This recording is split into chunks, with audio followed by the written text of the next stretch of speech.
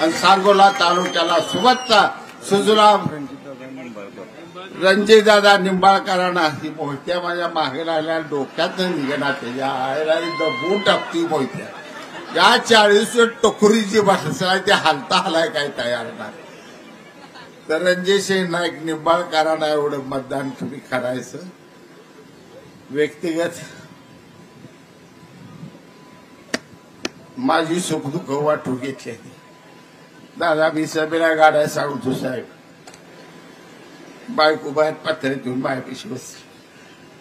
कशात पैसे काय चालले काय तुमचं काय नाही म्हणून गाड्या ती उद्या सभा साहेब येणार आहे तर म्हटलं मी म्हणली बायका घेऊन या त्यावेळेस तुला चाला येत नाही आजार आहे कशाला हिंदुरावचं पोरग आहे मी येणार 1000 बाई घेऊन आली कितीची माया आहे रणजित दादावर आणि त्या रेकून काय सोसलंय तुम्ही साक्षीदार सगळे पक्ष आहे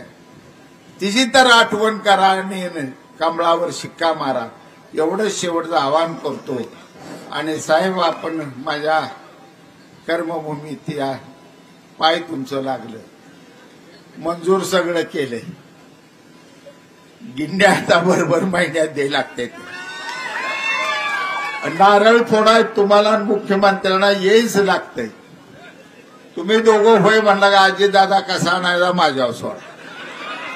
दादा माझं काय बोलत नाही किती वेळ रागू द्या खवळ द्या महाराज शान झाल्या दादा राहू द्या चला गाडीत बसा जायचं सांगोल्याला काय अडचण आपल्याला नाही परंतु साहेबांच्या हाती सगळ्या चाव्या आहेत त्या तुमचं लीड दिसलं तरच ही गणित जुळल जर लीडला गद्दारी झाली तर आम्हाला व्याकला देवानं लिहिलेल्या आहेत त्या नाही जर पुन्हा 4-5 वर्ष लांबवणार बसा बोंबलेत परत नानाचं झपाट्यानं असेल तर कामाला लागा पुन्हा एकदा कमळाला शिक्का मारा एवढं आवाहन करतो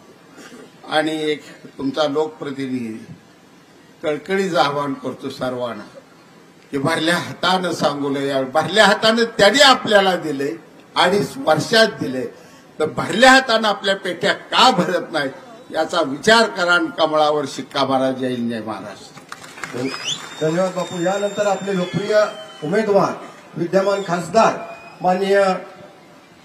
रणजितसिंह नाईक निंबाळकर हे आपले मनोगत व्यक्त करतील माननीय दादांना विनंती करतो की आपले विचार व्यक्त करावे या ठिकाणी या सभेसाठी मान खटावचे आमदार जयकुमार